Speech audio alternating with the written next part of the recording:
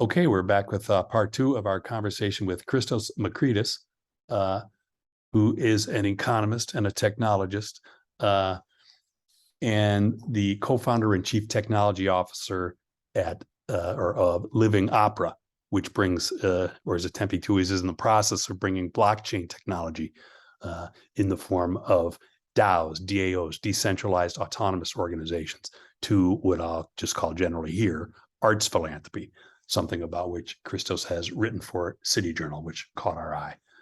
All right, so we were a DAO, a decentralized autonomous organization, which I can join to offer philanthropic support to, in your case, artists, people who are in the opera business, sing or whatever.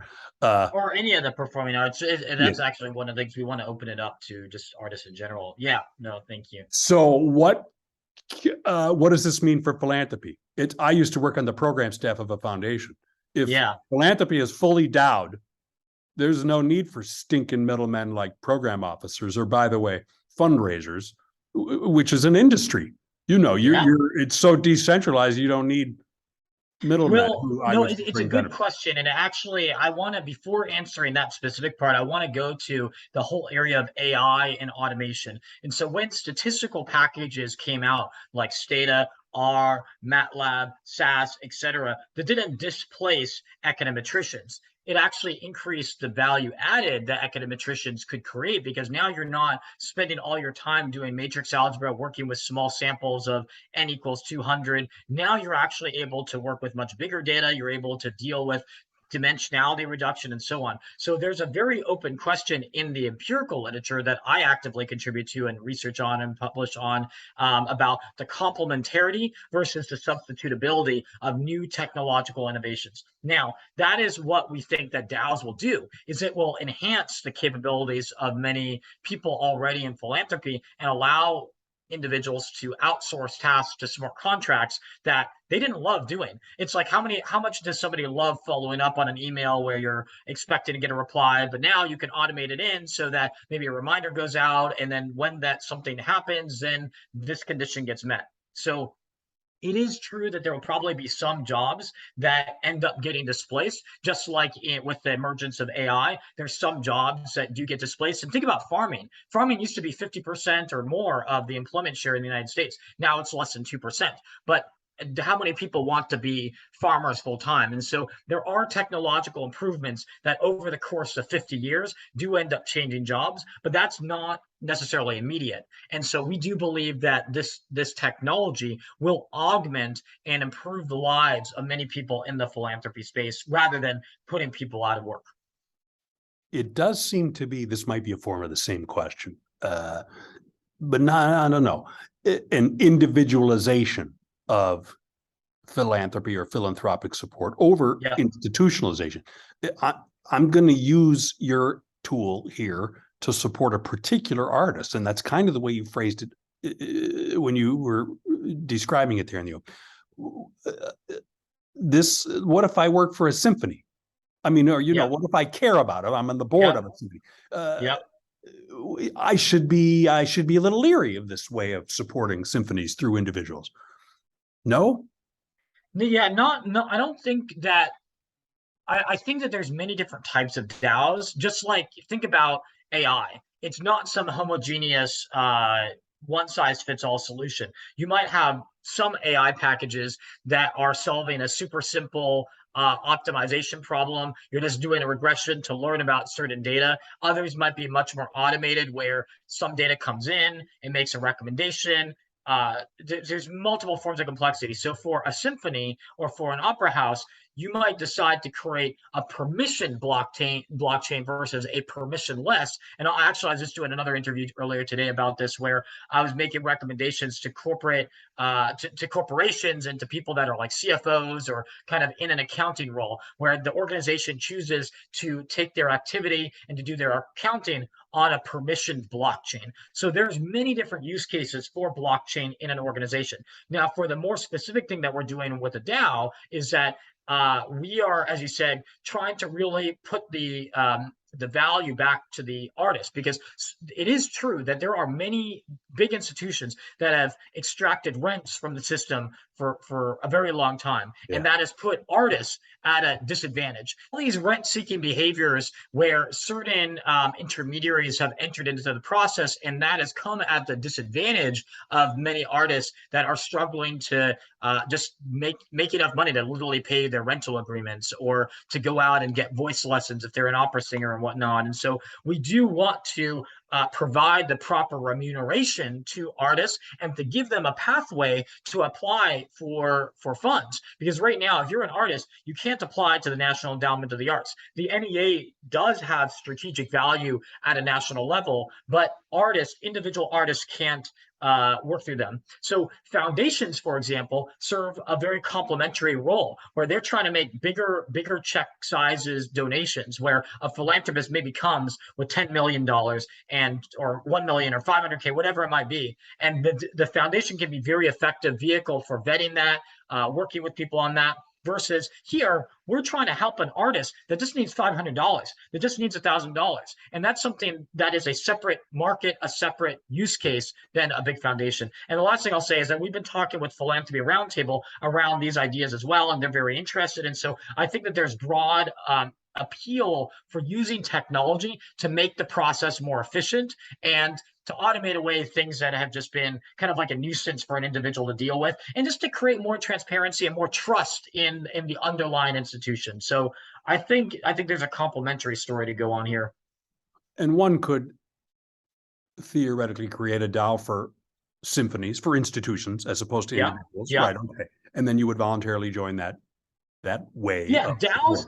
I mean, DAOs are, in one sense, if people are familiar with like a Slack channel, it's just a way, it's just a new buzzword for describing how people coordinate to get something done. And now using the use of smart contracts to automate certain things that necessarily is done on the blockchain. And so the blockchain is just a different infrastructure. It's just a different foundation that the building is being made on. One that is generally can be more secure, more transparent, more decentralized. Yeah. And then, so when you talk about getting rid of middlemen, DAFs would say they've gone a long way towards doing that in the philanthropic sector. But this is different from a DAF. Yeah. How? Yeah. I think probably in two ways. One is that our use of non-fungible tokens, or NFTs, allows us to give various types of perks and utility to the buyer of it. So like I mentioned in the first round, an NFT holder not only has governance rights on the DAO, on the Living Arts DAO, if they're a Magic Mozart holder, but they also get entered to win a chance to see Sula perform or Norman perform. There's other sort of benefits that you get on this ecosystem. So one is with the NFT. Second is with that governance potential, there is like with the DAF, you're putting your money in, and you're getting kind of these recommendations, and there's philanthropic aims that are being met, and you get this tax deduction. But there's not the same level of communication, the same level of journeying together with an artist and being able to talk with them, having that feeling of being like, I know this person's life has been shifted. And I didn't share this on the first part, but this was part of our story in Living Opera, is that Sula's life was fundamentally shifted by a philanthropist that sought her out after she got diagnosed with thyroid cancer after her graduation in British Columbia, recovered, and she took that money, went to Germany, and launched her international career. So that philanthropist loved seeing that personal testimony. And so I think that's something that you just don't see as much in a DAF. It's more a quantitative exercise where you know that your money is being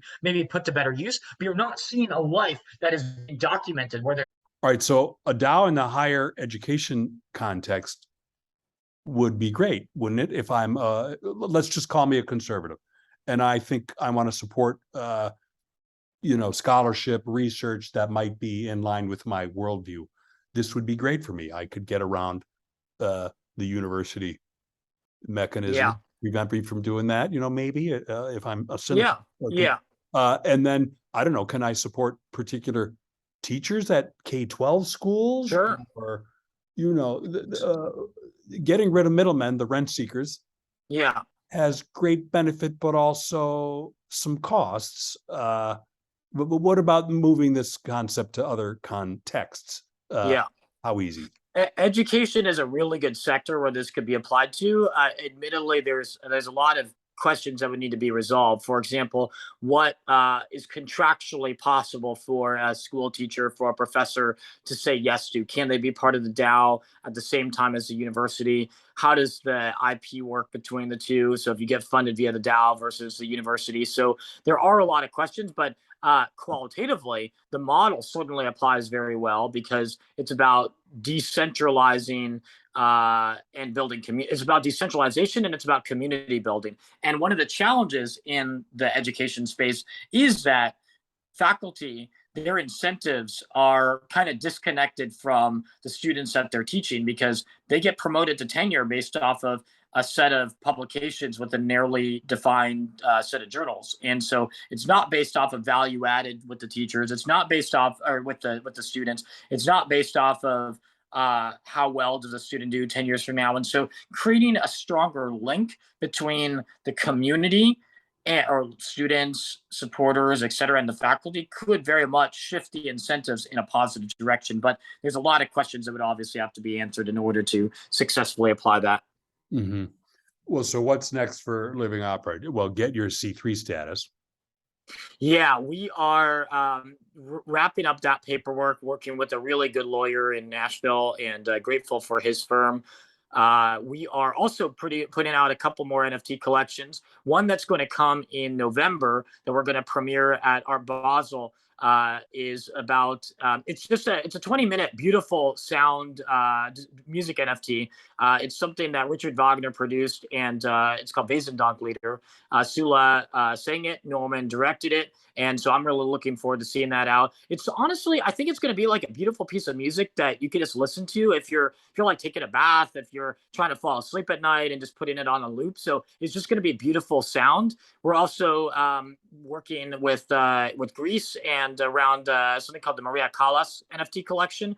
We're working with a designer in Greece that is building out costumes for Sula, and so we're going to be bringing in some pictures, some music, working with cultural institutions there at the same time that Sula is going to do her debut at the Maria Callas Theater. So Maria Callas was a very iconic figure. She was dating Onassis, who then kind of dropped her for Jackie Kennedy. And it was just one of the things that we're trying to do in all this is bring attention to very fundamental issues. And so the issue here is what happens when the spotlight goes on, and are you equipped to handle all of these issues, mental health challenges, the press, all that sort of stuff. And so we're trying to bring a positive light and an educational light to these challenging situations. And we think Maria Callas' voice is just a beautiful voice. It got cut off too early, and we want to kind of bring it back. So those are a couple different examples of the multimedia that we're creating, and Sula's going to be doing her debut, and Norman doing an HGO. And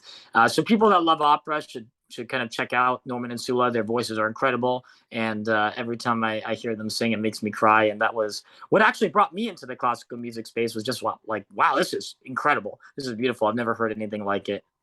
Oh my gosh. Okay, well, that's probably a good place to end, Christos. But even if I'm just a NASCAR fan, there might be a way for DAOs to help me.